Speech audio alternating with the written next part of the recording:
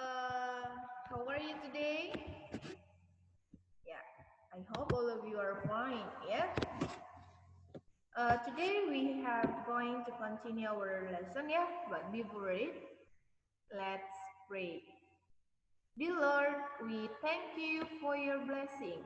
Now we want to study. Please bless and guide us. In the name of Jesus Christ, we come and pray. Everybody say, Amen. Oke, nah hari ini kita akan lanjut pelajaran tematik kita ya. Nah, silakan diambil buku tematiknya. Buku tematik 1C ya, 1C. Dan kita akan lanjutkan pembelajaran 4 sampai 6. Sudah anak-anak, sudah dipersiapkan bukunya? Oke, Miss Pia harap kamu sudah persiapkan bukunya ya. Ambil pensil, penghapus, ambil perlengkapan sekolahnya. Oke, nah Miss Pia akan bagikan kepada kamu di sini. Jadi bentuk PowerPoint, anak-anak bisa lihat ya. Oke, sebentar.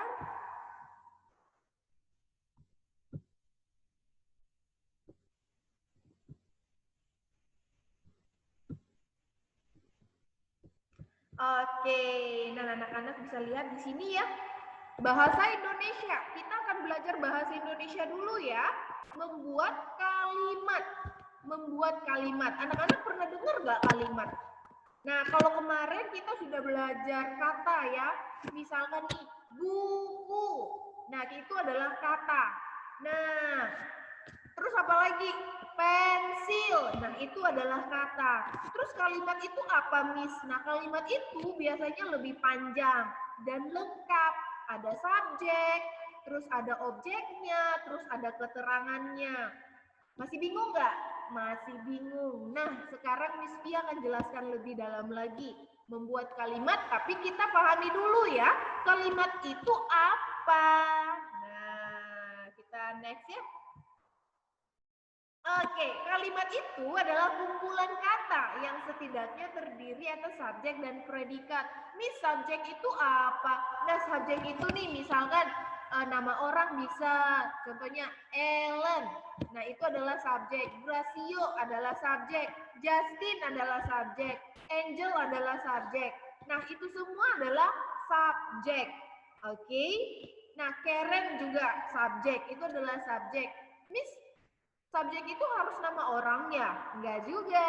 Misalkan nih, bangunan atau juga sebuah benda itu juga bisa dikatakan subjek. Misalkan pensil itu juga subjek.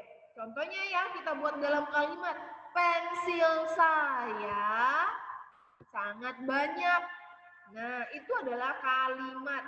Kalimat yang sangat sederhana.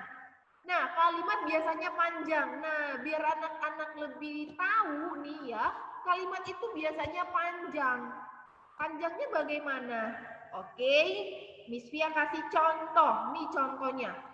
Miss Fia di sini ada 1 sampai 4. Perhatikan ya. Nomor 1, sarapan. Apakah ini kalimat? Apakah ini kalimat?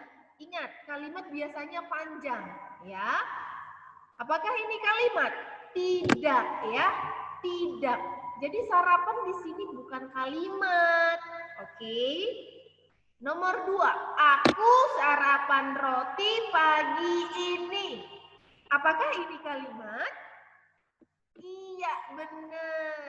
Nah, ada kumpulan kata yang setidaknya terdiri atas subjek dan predikat. Ya, dan biasanya panjang. Coba bandingkan nomor 1 dan nomor 2. Berbeda kan? Nomor 1 hanya sarapan. Sarapan itu adalah kata. Oke, aku sarapan roti pagi ini. Nah, itu adalah kalimat.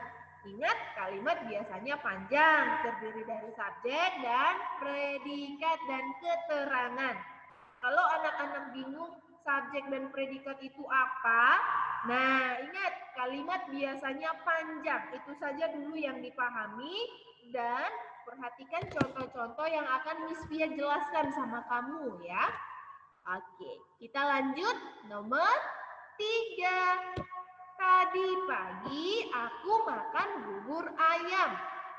Sekarang Miss tanya, apakah ini kalimat? Iya benar, ini adalah kalimat. Pintar ya. Nomor 4. Setiap hari aku selalu bangun pagi. Apakah ini kalimat? Iya benar, ini adalah kalimat. Jadi kalau Miss Fia bilang nomor 5, misalkan nih, penghapus. Hanya penghapus. Apakah itu kalimat? Tidak, itu adalah kata. Pintar. Tapi kalau Miss Fia buat nih kalimat dari kata penghapus, contohnya begini. Penghapus saya dibeli kemarin sore. Nah, itu adalah kalimat. Contohnya ya. Kita lanjut ya. Nah, ini contoh kalimat nih, perhatikan. Gracio bangun jam 7 pagi. Itu kalimat. Ellen sarapan bubur pagi ini. Kalimat. Angel berolahraga di taman dengan orang tuanya tadi pagi. Ini adalah kalimat. Karen selalu menggosok giginya. Kalimat. Justin selalu pamit kepada ibunya sebelum berangkat ke sekolah. Ini adalah kalimat. Panjang nggak? Panjang. Nah, ini adalah kalimat. Beda kan kalimat dengan kata? Beda. Jadi anak-anak harus pahami ya. Oke, kita lanjut ya. Nah, coba perhatikan. Ayam berkokok. 2. Matahari terbit dari timur. 3. Setiap pagi aku selalu menggosok gigi. Ayo, yang manakah yang termasuk kalimat? Yang mana termasuk kalimat? Ayo dijawab ya. Silakan ditulis jawabanmu di buku catatanmu. Coba pilih yang dari slide ini 1, 2, dan 3 yang mana termasuk kalimat. Nah, yang termasuk kalimat anak-anak boleh tuliskan di buku catatan kamu. Setelah itu, ayo kerjakan halaman 19, buatlah kalimat dengan kata-kata yang ada di bukumu. Halaman 19, anak-anak langsung buka bukunya ya. Halaman 19, perhatikan dan buat kalimat dari kata-kata itu. Silakan dikerjakan di buku catatan kamu.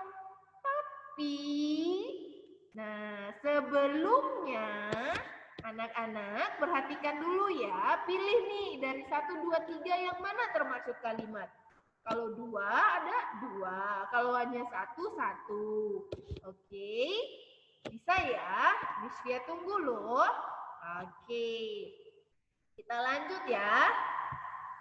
Nah, lanjut. Kalau tadi kita sudah belajar bahasa Indonesia, sekarang kita belajar IPS.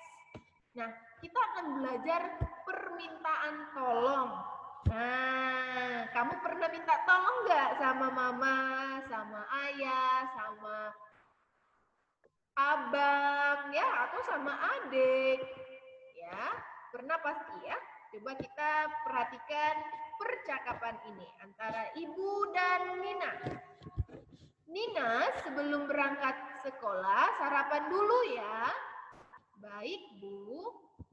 Setelah selesai, tolong rapikan piringnya. Nina taruh piringnya di dapur ya, Bu. Terima kasih, Nina. Sama-sama, Bu. Nina berangkat ke sekolah dulu, Bu.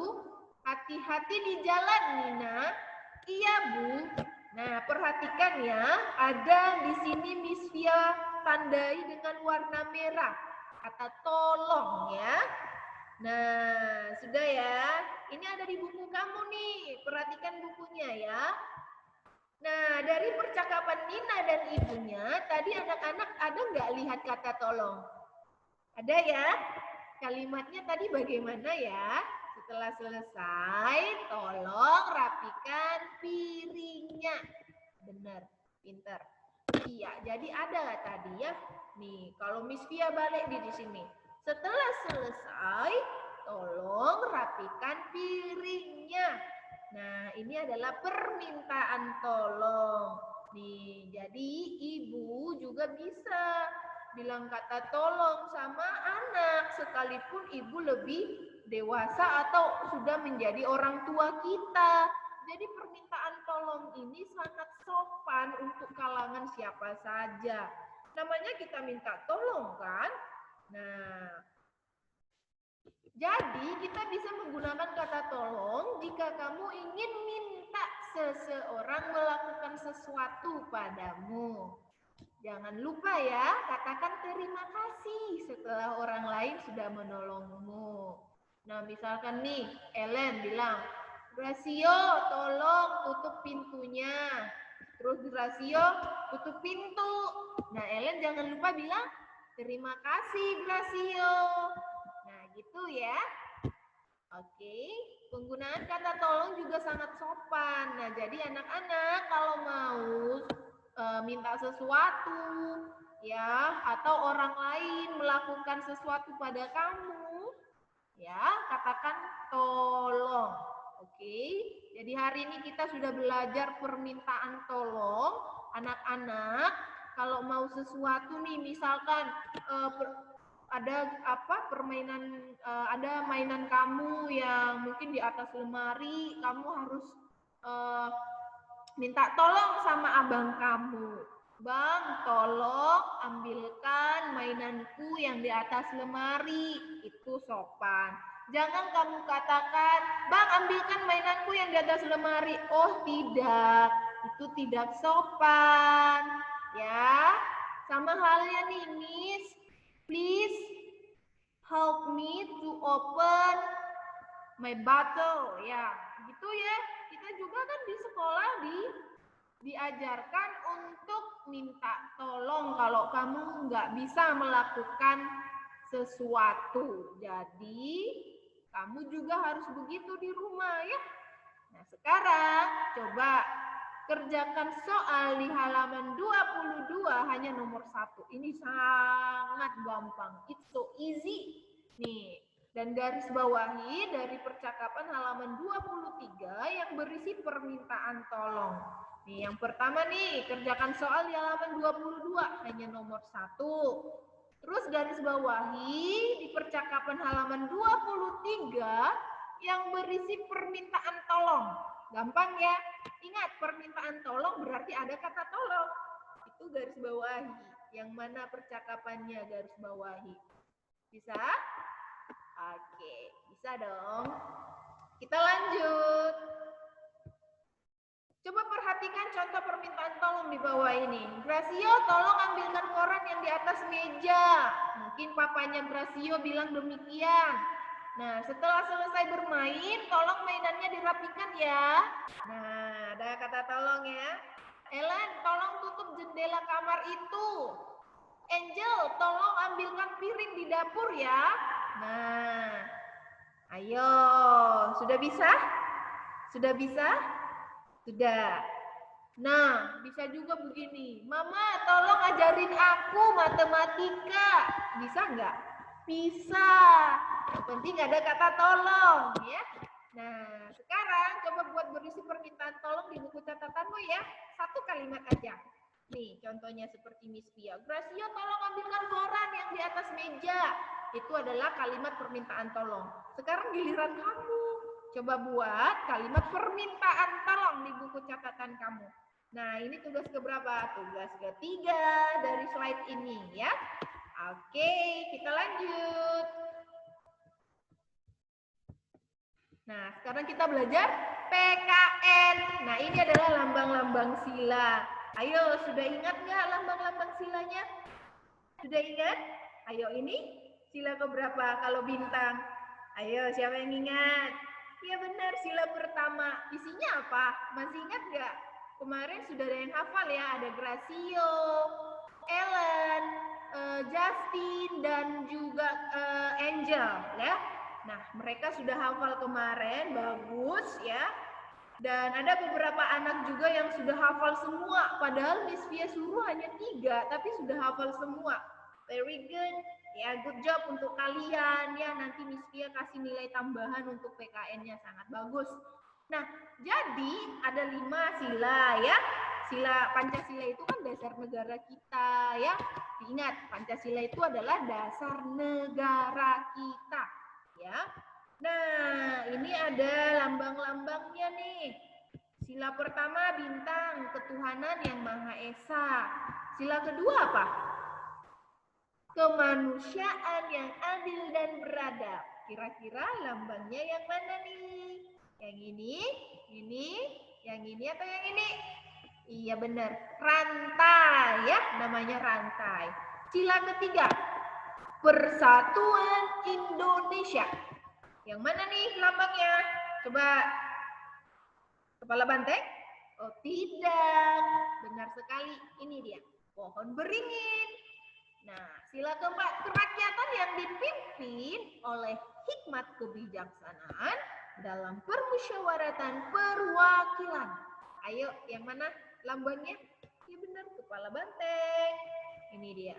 Dan yang terakhir, keadilan sosial bagi seluruh rakyat Indonesia. Padi dan kapas. Anak-anak, ingat, harus bisa dihafalin, harus bisa dipahami setiap lambang-lambangnya ya. Oke? Oke, kita lanjut. Ini dia. Sikap yang sesuai dengan sila pertama. Jadi hari ini kita akan belajar sikap ya, sikap yang sesuai dengan Pancasila. Nah, tapi hari ini kita belajar sila pertama dan sila kedua dulu ya, tentang sikapnya. Sikap yang sesuai dengan sila pertama. Apa tadi sila pertama? Iya, ketuhanan yang Maha Esa. Lambangnya sama-sama katakan bintang. Pinter. Nah, ini adalah sikap yang sesuai dengan sila pertama. Diingat ya, berdoa sebelum belajar, pergi beribadah ke gereja, berdoa sebelum makan, berdoa sebelum tidur. Jadi ketika kamu berdoa, ketika kamu memuji Tuhan, itu semua mencakup pada sikap ketuhanan yang Maha Esa.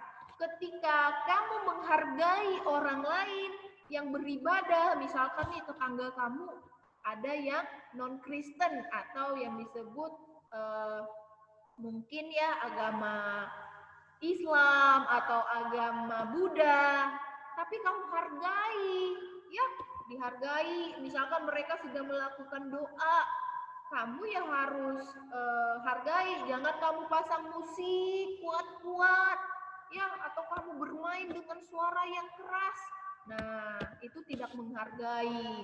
Jadi kamu harus menghargai ya, karena kita punya apa? 6 ya. 6 kepercayaan, ada Islam ya, Kristen Protestan, Kristen Katolik ya, ada 5 agama, 6 sudah tambah 1 ya, Konghucu ada ya, Konghucu 1, ada Buddha, Hindu, Konghucu ya, Islam, Kristen Protestan, Kristen Katolik.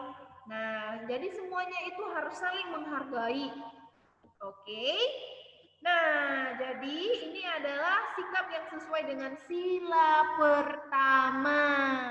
Bagaimana dengan kamu? Apakah kamu sudah melakukannya? Berdoa sebelum belajar, pergi beribadah ke gereja. Nah, kalau saat ini kita tidak bisa pergi ke gereja, tapi bisa online ya. Harus tetap beribadah. Terus berdoa sebelum makan. Apakah kamu selalu berdoa sebelum makan? Nah, kalau tidak, ayo. Harus ya. Setiap mau makan kamu harus berdoa. Terus berdoa sebelum tidur juga. Oke, diingat. Kita lanjut. Nah, sikap yang sesuai dengan sila kedua. Sila kedua tadi isinya kemanusiaan yang adil dan beradab. Ya, lambangnya adalah rantai. Nah, ini nih, perhatikan. Yang pertama, membantu orang tua. menghormati orang tua, menyayangi orang tua. Nah, ketika anak-anak menolong orang tua, membantu orang tua, sayang sama papa mama, berarti anak-anak sudah melakukan sikap yang sesuai dengan sila kedua. Oke, terus lagi menolong teman saat jatuh dari sepeda, ya, berbagi makanan dengan teman. Berarti ketika anak-anak menolong teman, nah kamu juga sudah melakukan sikap yang baik sesuai dengan sila kedua. Oke, nah sekarang ayo diingat kalau nanti Miss Via buat soal. Membantu orang tua sesuai dengan sikap sila keberapa? Pertama atau kedua? Jawabannya apa? Kedua. Nah, jadi harus dipahami ya. Oke. Dicatat juga boleh di buku catatannya tadi sikap-sikapnya saja ya. Sikap sila pertama, sikap sila kedua. Dicatat ya. Kita lanjut. Coba perhatikan gambar ini. Nih. Dari kedua gambar tersebut yang sesuai dengan sila Pancasila yang mana? Gambar pertama. Mengapa kamu memilih gambar tersebut? Ayo, kenapa anak-anak pilih yang ini? Yo. Nah, ini sesuai sila keberapa nih? Sila kedua ya, membantu teman saat jatuh dari sepeda. Mengapa kamu memilih gambar tersebut? Ini alasannya. Karena gambar pertama menunjukkan dia memberi pertolongan kepada temannya saat terjatuh. Dan itu sesuai sila kedua ya. Nah, itu dia. Oke, sekarang anak-anak, giliran kamu nih. Ya, giliran kamu, coba kerjakan halaman 26 nomor 2 saja. Hanya nomor 2. Kerjakan di buku catatan kamu ya. Hanya nomor 2. Hei, gampang banget. Oke ya. Oke, thank you. Nah, itu saja pembelajaran hari ini. Hari ini ada bahasa Indonesia, ada juga tadi IPS, ada juga PKN. Semua dari materinya ada tugas masing-masing. Harus ditonton videonya. Kalau tidak ditonton, kamu nggak akan tahu yang mana saja tugas kamu. Oke ya, kerjakan dengan bagus. Oke, Tuhan Yesus memberkati. Bye-bye.